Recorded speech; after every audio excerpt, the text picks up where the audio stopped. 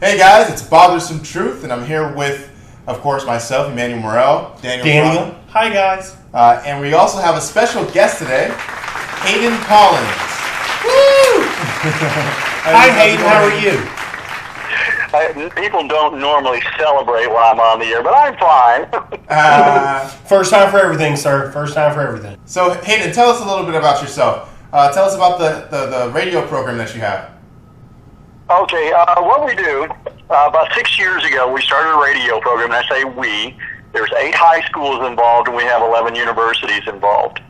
And it's the Hayden Collins radio program, and what we do is we give students an opportunity to put something on their resume besides the fact that they went to school.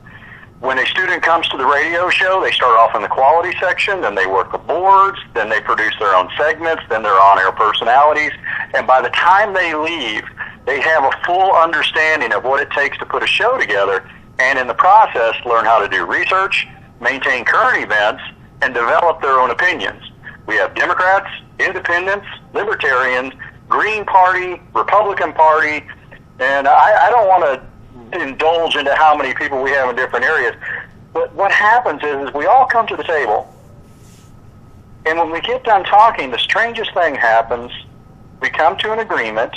Nobody killed each other. Nobody insulted each other. And when the day is done, we actually have an understanding of what the next move should be. But where it falls apart is none of us are in Congress, and they're only opinions, but they're the opinions of the youth and the next generation, which is our most important resource. Yes. So feel free to tune in off of this tag. You know, I find that hard to believe, too, because after every conversation that I have with you, I almost want to kill you. You know, Right. I'll just add that for me personally, that's where I got started in communications was in high school, you know, writing for the campus, the school newspaper, putting together the school TV show. So I think it's awesome that you're doing that because it helps students learn what they want to do and most importantly, what it takes to do it. Not just, I think I want to get into journalism. This is what it takes to do quality journalism. Excellent. Excellent. What they leave with is an understanding of how, and I'll use the word awesome, the responsibility is when you're broadcasting on air to have all of your information correct, yes, or as correct as it can possibly be before you put it out there. Now, University Network has been fantastic to us. Roku Network has been fantastic to us. WGST in Atlanta, we go down there and broadcast. And it's been very kind. WYXC is the pilot station. So they're out there. They're getting the experience. Wow. Yeah, that's awesome, man. That's awesome. So tell us what you think. You know, you've watched this Looney Tune of a horse race that we've had going on for this election season. And I know you've had a diversity of opinions about the different candidates that are running for office. Who are you voting for? Who am I voting? That is none of your business, soldier. I am a soldier. Come on, we need vote your for the enlightenment now. commander-in-chief. What do you think? I'm brown-nosing. If I don't vote for the commander-in-chief, well, then I'm a traitor. So I'll have to keep it to myself. Okay, that's a good way to dodge the question. That's fair. That's fair. So you say that you have a lot of different people with different opinions on your show. What type of stories, for those of you who may not have heard of your show yet, what are some stories you've covered recently, some types of issues that you've discussed and the approach that you brought to it? Well, the way the show works out is we have a conference call every Monday night with 2 student producers, and the 2 student producers actually come up with the show material. So last Saturday, not this Saturday, of course, but last Saturday, we were talking about people who were above the law, so each one of the students came up with something that they were busted for, either in school or whatever, and how they felt more disgruntled about being caught than the actual crime. And then we talked about the subject punishments that took place based on the teachers. You know, these are all high school students on the round table. So it was basically teachers and so on and so forth. Then we took the conversation to the next level and said, this is a land of laws. At what point should individuals be excluded from the law and why? And we took that approach just to listen to the wide range of ideas that would come out. Now, no one should be, well, the end of the conversation was where they took it to, and keep in mind, all I do is guide the conversation. They come up with their own conclusions. And their fact was that there's nobody that should be above the law, but they also came up with the fact there are certain secrets the government has to keep in order to maintain security. But that fine line is going to be fought over for generations of where it should land in between what should be kept a secret and what should be released. And if this, I guess, state secrets clause is overused to protect individuals in office, or is it underused and we need more of it? And that's where the end questions of the conversation comes. Yeah, and so I actually did have some difficulty with that myself, because I honestly think that there's really we get almost to a point to where we're starting to draw those lines arbitrarily, right?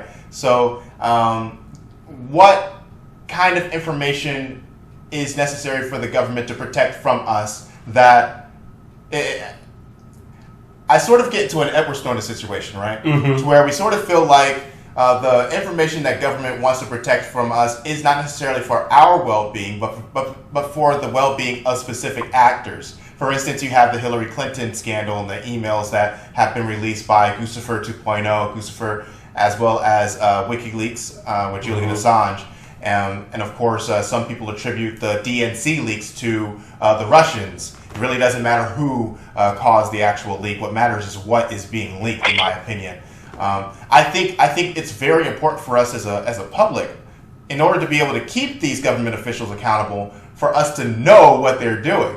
Because if the token of freedom is, of course, being able to be accountable of government, then information is a huge part of that. And if they're hiding secrets, or if they are involved in some type of quid pro quo collusion, then we need to know that, right? So that we can understand who they're representing. What do you think?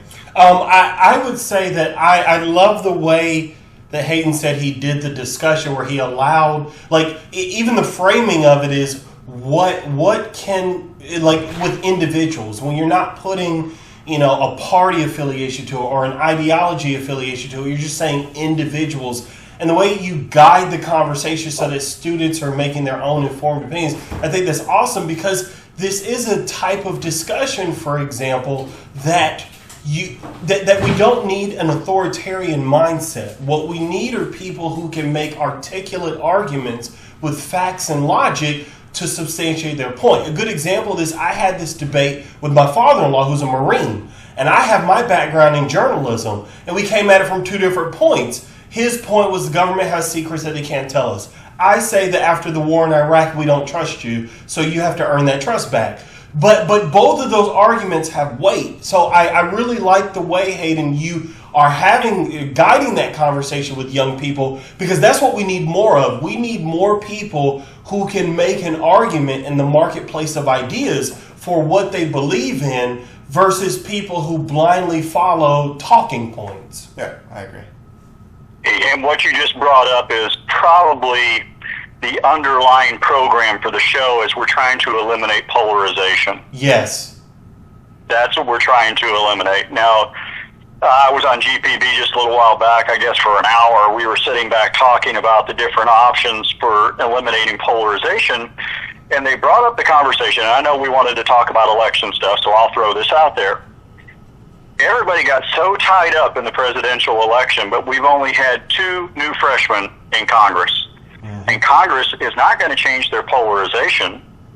So if they expect the presidency, whoever it's going to be, to become the next executive order president, they ignore Congress because they've given up on Congress and lost that trust that you speak of. Yeah. No, I completely agree with that. And I find doing this show, it's a struggle, because when you're looking at the news, you're hearing so much top news, I'll call it, with Hillary and Trump. Nobody's talking about Congress, and we need to have that conversation, because with gerrymandering and with money in politics, we have the districts drawn up in such a way that there is no incentive for Congress to get along with people across the aisle. The perverse incentives are such that it's in Congress's best interest, unfortunately, for representatives not to compromise, because they can almost ensure re-election that way. That's how we get to where the Congress will not even listen to the Supreme Court of Merrick Garland. They won't listen to that appointment process. The Senate won't even do it because of the polarization. So agreed. Yeah, that's a big problem. And I just want to add one more thing. It goes to your point. There's a story about how the Koch brothers are not putting any money into the presidential election, but they're going to put their money into the congressional elections. And they're too late. It tells us something about how the people in power in this country see the government. They say, okay, well, I don't like what's happening with the presidential, but they don't stay at home. They put their money into the congressional elections so that they can have power there. And those are far more easy. Okay, I will cheat. I did not set you up, but I will cheat. Okay. I just ran for Congress. Oh, there you go. So tell us. Let's segue from there. Yeah. Let's talk about that. This is how I'm going to tell you that the Koch brothers are swinging after the bell. If you were going to invest in Congress and do something to correct Congress, it should have been done in August of last year, because all of the primaries for Congress is done. That's how I know there's only 2 new freshmen going to Washington, D.C. The elections coming up are the leftovers. When November rolls around, everybody was eliminated in the primaries. Oh, here we are, our boy. The same old incumbent that was there last time. If the Koch brothers were really interested in making a change and doing something, one would suppose that challengers like myself would have heard from them to take on individuals such as the Polarized Freedom Caucus or anybody else, and we did not. Not only did we not hear from them, the story about the Koch brothers getting interested in Congress did not occur until after the primaries. So you can smell that out whichever way you'd like to smell it out, but to me, it's swinging after the bell. There's nothing they can do. There's no other primaries.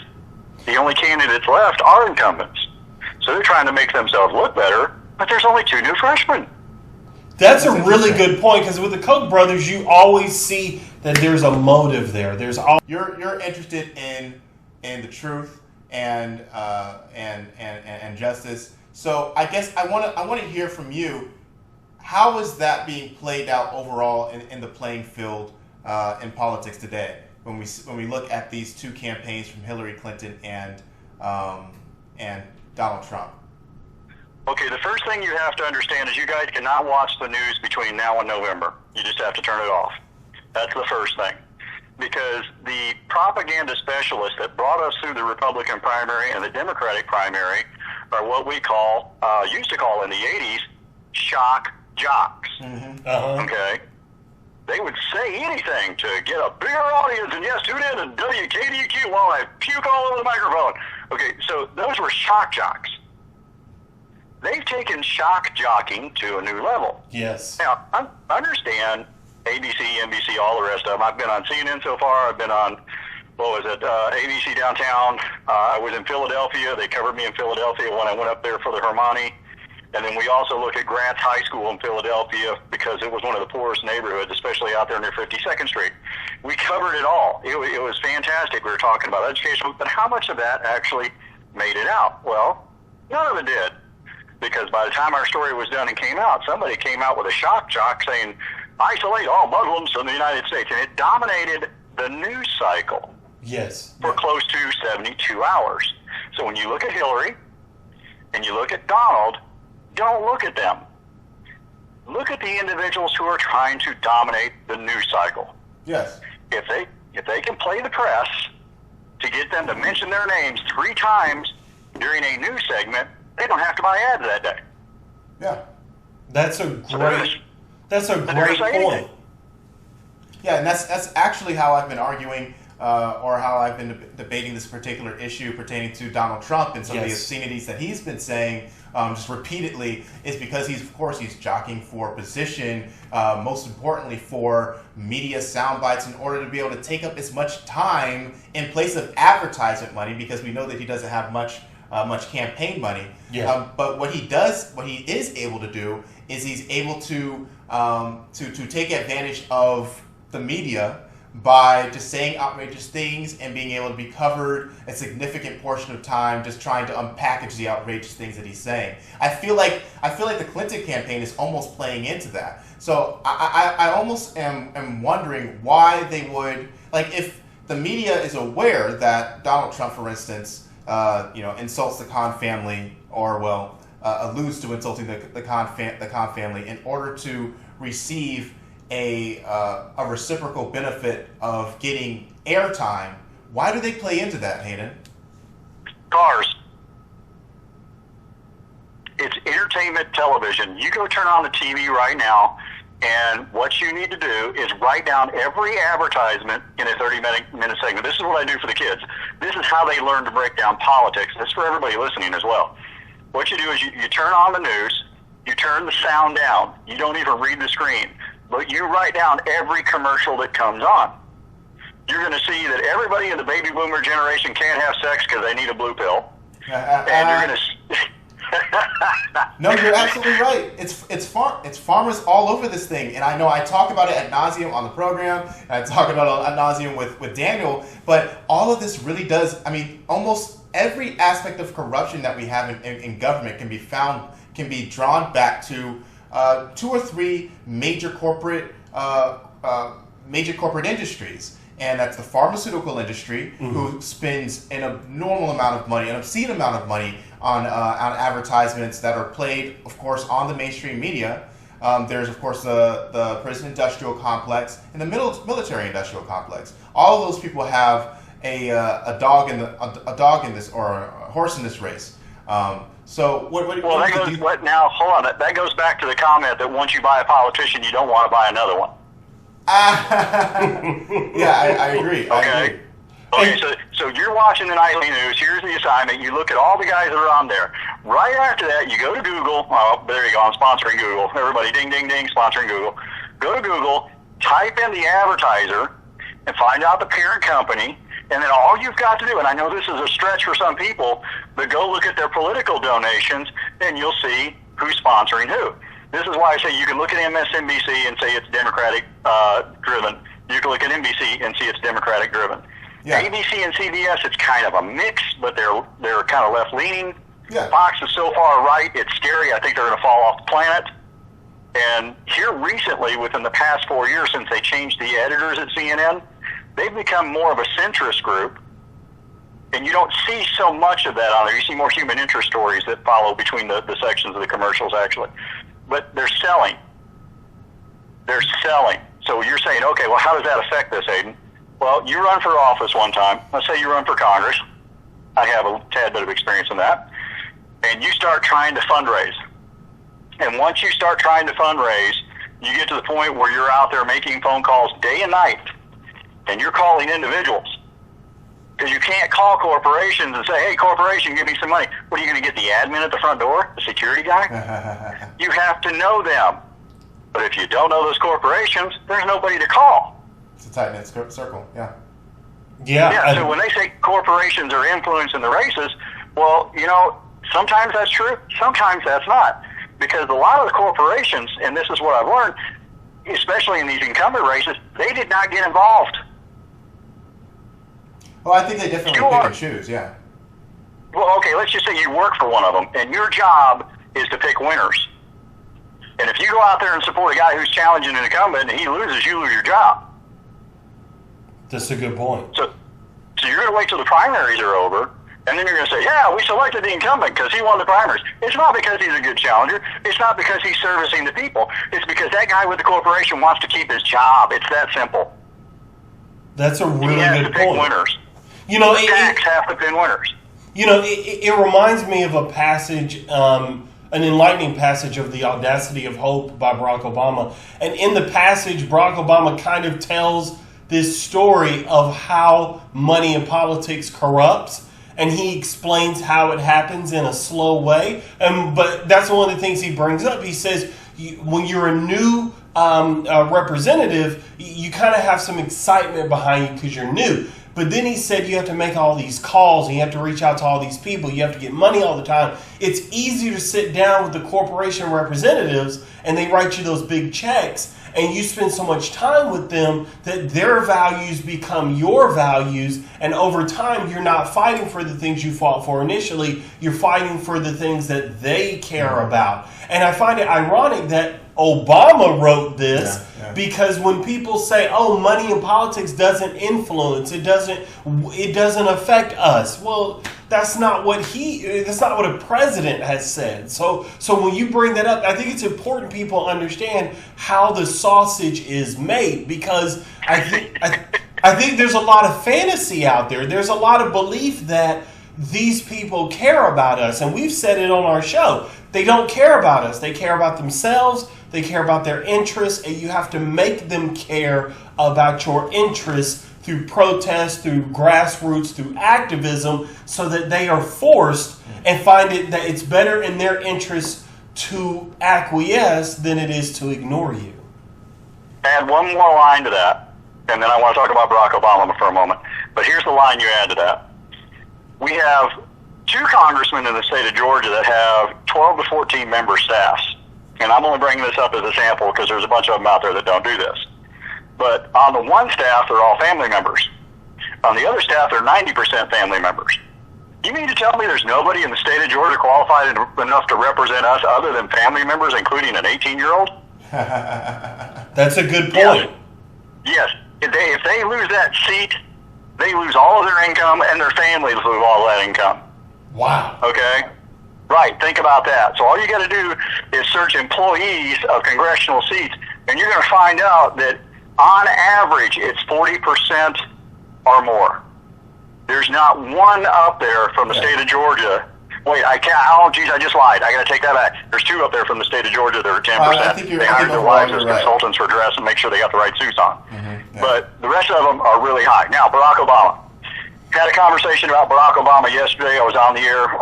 We were yakking about it, and they said, "Hey, they always said Barack Obama always voted present." And everybody got mad at him. I said, "Yes, it was a genius move." And they said, "Why was that a genius move?" I said, "Because the omnibus bill." They said, "What?" I said, "Yeah, the omnibus bill. Remember, the omnibus bill had everything in it, including the kitchen sink, Planned Parenthood, soldiers' money. So when it came to the House, it had a part of the bill that was put in there by the Senate that said, Georgia must relinquish their water rights back to the 1952, blah, blah, blah, blah, blah." So the entire Georgia delegation said, "Oh, we can't vote for that, so we're going to remove the water issue." Well, they didn't remove all the stuff they didn't want to vote for. They just removed the water issue. Now, here's a little political insider trick for you. House Rules has something in there called the Jeffersonian Honor Code, which means if you remove something from a bill, the next time it comes around, you have to vote for it because you had your one opportunity to remove something. Oh my gosh. Barack Obama said, no. When he was in office, he goes, "I'm just voting present. Because if I vote present and enough of us do that, then they don't have enough votes to pass or fail the bill. They have to send it back and redo it and put it the way it should be." There was a particular genius that if more people would have caught on to that, we wouldn't have these multiple bills that nobody likes going through and that everybody has to make excuses for. Now, in that process, Georgia, gentlemen, in which we live, the entire Georgia delegation for the state of Georgia, Senate and House, all members, showed the weakness of the state of Georgia in that one vote. First of all, the Jeffersonian Honor Code is not in the Constitution. They should have voted with the Constitution in hand instead of House Rules. That's one. If you've ever played poker, you never want to show your hand. But now, 49 states know that all they have to do to get the state of Georgia to get on board with their bill is to sprinkle water on it. Because they'll remove that water, then they'll be forced to vote for it because it's exactly what they did with the omnibus bill. They did not represent their districts. Okay? They didn't even represent the Constitution. They represented the House of Representatives because they needed an excuse to vote for the omnibus bill, and they used water as the excuse. And guess what? 2 other bills since then? Yeah, it's already on there, getting ready to hit the House. What do you think they're going to do? Yeah. So one question. There's a big movement to get money out of politics. Some like Wolfpack want to do a constitutional amendment. Others have different routes that they want to take. What are your thoughts when it comes money in politics being kind of a root cause issue of some of the corruption that we have in government? How much time do we have? I'm going to give you 2 minutes. Yeah, I will give you 120 seconds. 2 minutes. I hate both of you. Okay. All right. It's like this. Money is a vote. I've traveled 26 countries. I've sat in other elections around the world. I see where money influences properly. I see where money influences irregularly. Okay? But money makes the world go round. Now, does it have to be involved in politics at all levels? Well, money is power in the community, and it means if you win the popularity contest, then all your friends give you money and you get to be in office.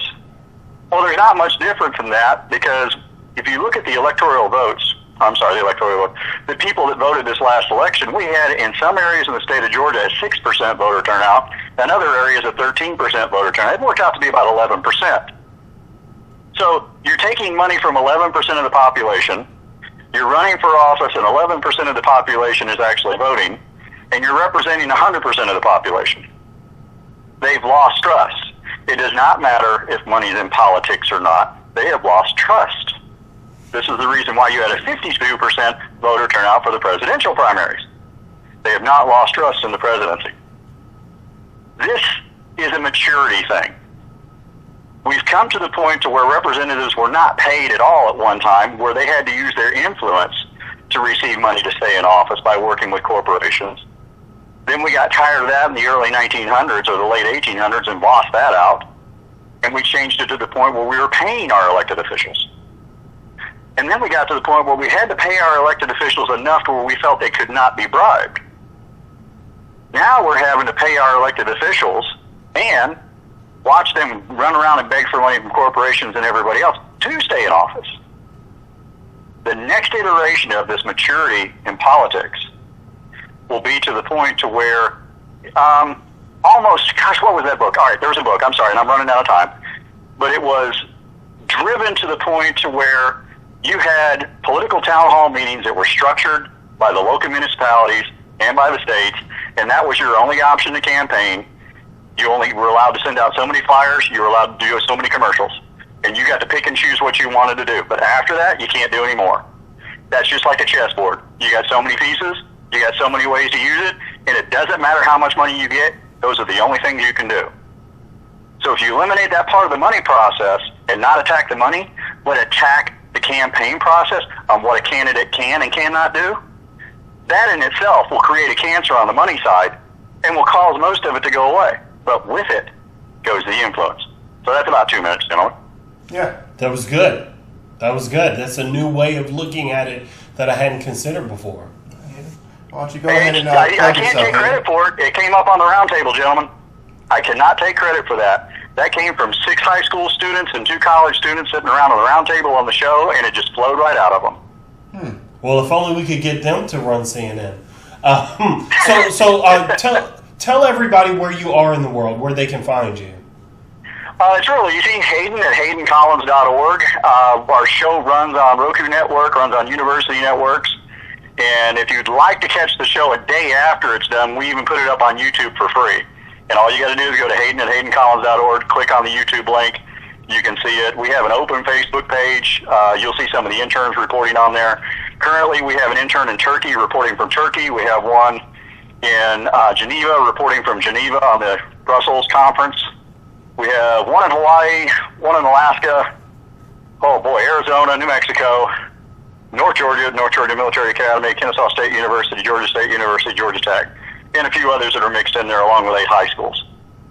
So if you're out there and you'd like a position as an intern, you're even interested in it, just click on the link and send an email. We might throw you into the hopper. Very nice, very nice. Thank you so much for joining us. Not a problem, gentlemen. Not a problem. Hope you enjoyed our dose of Bothersome Truth. We are constantly prescribing the medicine of truth. If you have any suggestions or would like to have your truth explored on the show, email us at bothersometruth@gmail.com. The best way to get your next dose is to subscribe, share our truth with your friends and family, and we can save the world together.